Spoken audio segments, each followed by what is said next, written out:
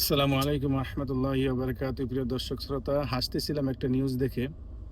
নিউজটি হচ্ছে ওই একই পত্রিকা, ভারতের একটি পত্রিকা এই সময়ের আলো। সেই পত্রিকার সাক্ষাৎকারে মির্জা ফখরুল ইসলাম আলমগীর নাকি বলেছেন যে জামাত ইসলামী তাদের কাছে 30টি আসন চেয়েছিল, তো এতেও নাকি বিএনপি রাজি হয় নাই। খুব সুন্দর কথা। তো এটা আসলে বিষয়টা হচ্ছে যে পাগল কুত্তায় যে কারে কামড়াইছে এটাই বুঝতেছি না। জামাত 30টি আসন চাইছে বিএনপির কাছে, আর বিএনপি এটা দেয় নাই, এই কথাটাই তো মিথ্যা প্রমাণ করে।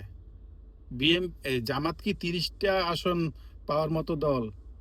যদি জামাত চাইয়াও থাকে তাহলে বিএনপি তো আরো কওয়া উচিত ছিল, ভাই কোনো সমস্যা নাই, আরো 5টা আসন নেন বা আরো 10টা নিয়ে 40টা আসন দেবো আপনাদেরকে, আসেন নির্বাচনে আপনারা আমাদের পক্ষে কথা বলেন।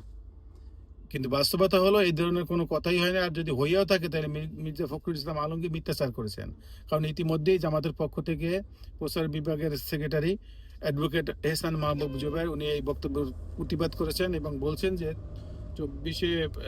5ই আগস্ট 2024-এর পরে আসন বাগাবাগি নিয়ে বিএনপির সাথে তাদের কোনো রকমের কোনো কথা হয় নাই।